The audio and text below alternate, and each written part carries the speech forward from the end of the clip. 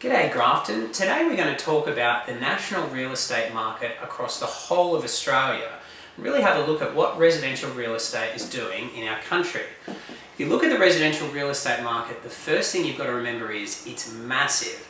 Residential real estate in Australia is valued at nearly $6 trillion. That's more than all of our shares, all of our super and all of our commercial real estate combined. Across Australia, the rate of growth is also very strong at the moment, with houses growing by about 10.5% and units growing by about 5.5% each year.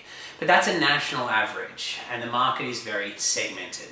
When you look across the capital cities, you can see the real boom is a bit of an East Coast thing, with Sydney leading the charge on an astounding 17.8% annual appreciation in its houses over the last year. Melbourne is similar, but its boom is more focused just on houses. Its units aren't moving as much. And Brisbane has a much more modest 3.5 to 3.7% growth rate over the last decade. Adelaide and Hobart are actually flat at the moment. Perth's dropping, and Darwin's actually experiencing a bit of a free fall in its house values. The rental market is just as segmented across Australia, and believe me, unlike in Grafton, there's no 7, 7.5 or 8% returns on offer.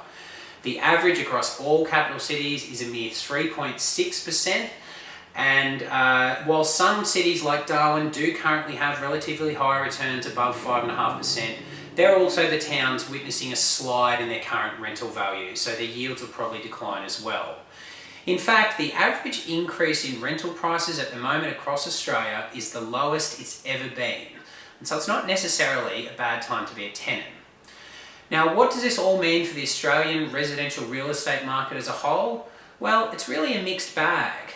You have Sydney basically becoming this massive, true world city, a New York, London or Paris with ridiculous prices and ridiculously high growth to match, while towns like Perth and Darwin really seem to be going through the same boom and bust cycle every 6 or 7 years. You have relatively high consumer confidence, but confidence that's softening a bit. And whilst rates are low, unemployment is still relatively high, and with auction clearance rates just starting to soften, don't be surprised if that crazy growth in Sydney starts to slow a little, while the rest of Australia does exactly what we're doing here in Grafton, reacting to local forces on our local economy and seeing what their effect is on the market. Thanks very much, Grafton. I'm Angus McKimm.